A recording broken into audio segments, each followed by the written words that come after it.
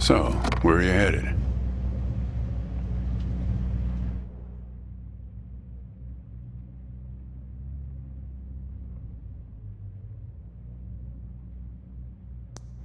So, where are you headed?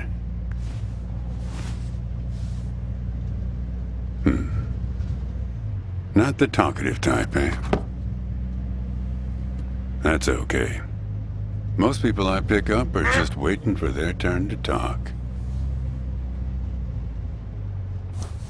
Want a raisin? They're from my farm.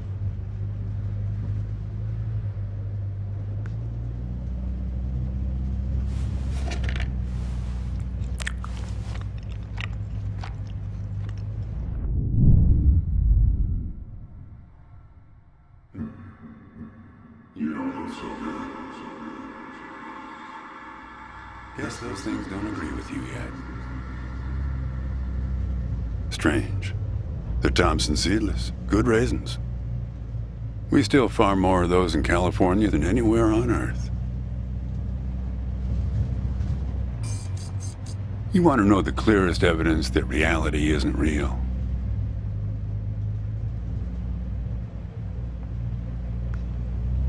Raisins and grapes, man. They're the same thing, but they taste disgusting when eaten together. Obvious bug in the program there, right? Memory's a slippery thing. Think about when somebody asks you about this ride later, assuming you even know where you're going, and get someplace where somebody can ask you. Hey, how'd you get here anyway? They'll ask you. Oh, I hitched. And your brain will flash back for a second when you say this. And it'll show you a frozen snapshot of yourself, sitting in this car, talking to me like we are right now. But which moment will it actually show you? Will it be this one? Or this one? Or this one? We think we remember how people really were, how our lives together really were. But when we think back to them, even the people we cared about the most, all we're doing is snatching moments out of the air. Just grabbing another raisin out of the box.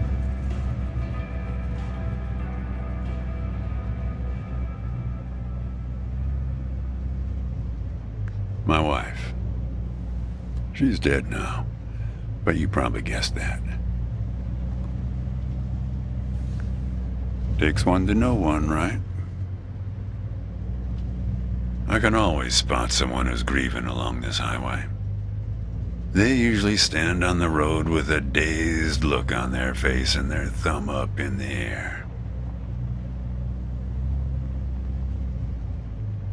Young guy like you, I wouldn't have a clue. My wife, if I'm totally honest with you, I don't really remember what she looked like. Remember everything about her, just not her face. Some people have faces that are easy to remember. Doesn't seem fair.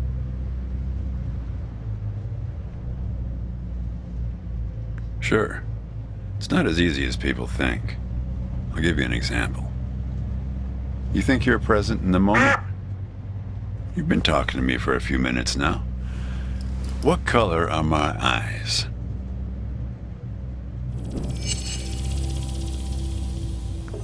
Yep, not bad.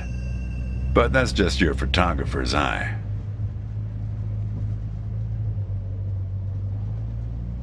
Just figured from your gear. A lot of photographers carry that backpack. Tell you what, Ansel Adams. Do me a favor and close the window, would you?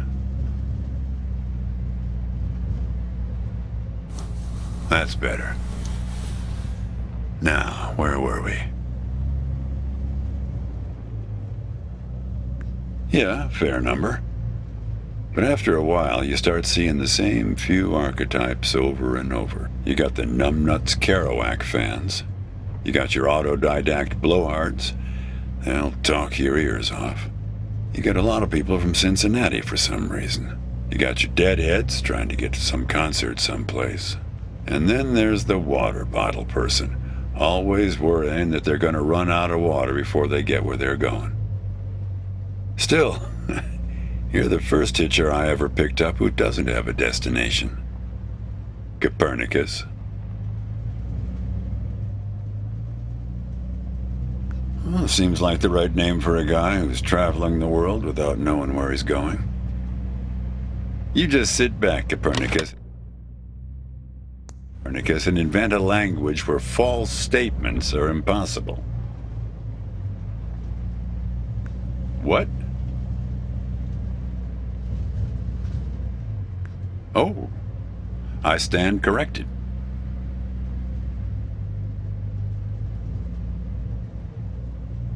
You know, when I was a kid, my brother and I used to drive our parents crazy on long drives like this. Our folks wouldn't let us listen to the radio in the car, so we used to make up these songs about food on long drives to pass the time. We had this one with about 30 verses, each about a different kind of grain. There was this one time when we passed a billboard for this new kind of bread, challah bread.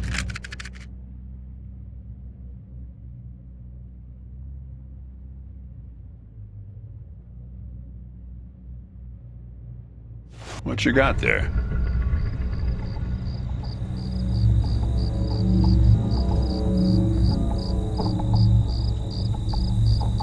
That's my number.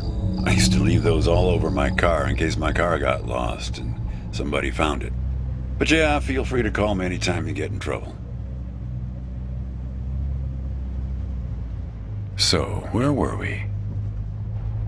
In hell they have a hell a lot of challah bread. In hell they have a hell a lot of challah bread. In hell they have a hell a lot of challah bread. In hell they have a hell a lot of challah bread. Oh yeah, that drove Mom and Dad crazy. Come on, join in. In hell they have a hell a lot of challah bread. In hell they have a hell a lot of challah bread. In hell they have a hell a lot of challah bread. In hell they have a hell a lot of challah bread.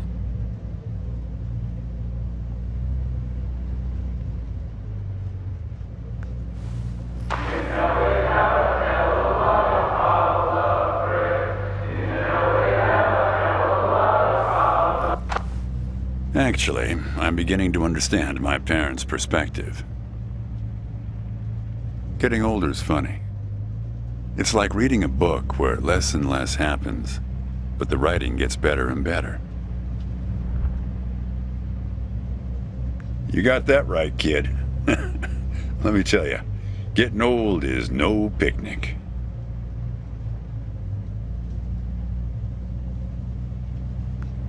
Yeah, well, that all sort of depends on which raisin you take out of the box, right? How you spin it.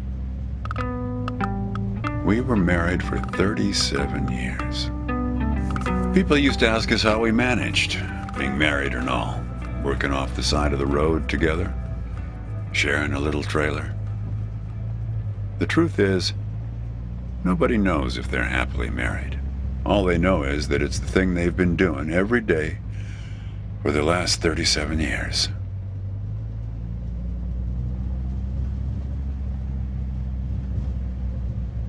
Yeah, we used to have a strict division of labor back when we worked together. She would raise the grape from the time it appeared on the vine, and I'd step in as soon as it was time to start drying them. Our customers used to have fun with that. I'm the dry one, they'd say. Grapes attract a certain kind of person. A person who likes to tell jokes. Wine enthusiasts, tourists, people who like to talk.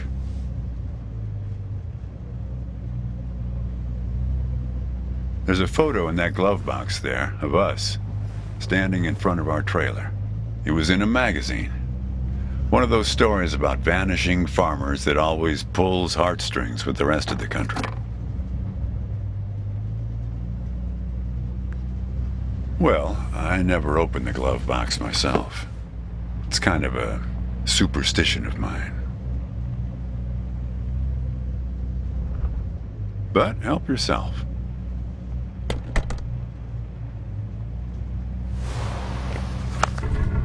Hey, where'd you get that? That's not her. And that guy there, he looks like you. I don't know. I was going to ask you the same question, Copernicus. Did he... Who gave this to you? Well, I guess it belongs to you. You'd better hold on to it.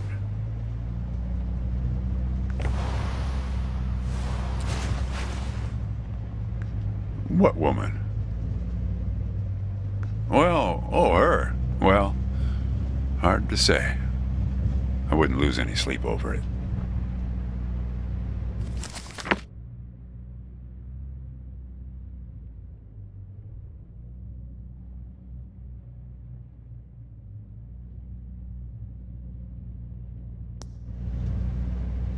What's that black thing in the glove box, anyway?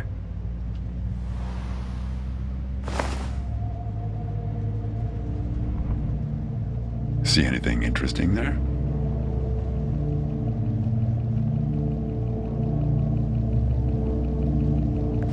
A windmill, eh?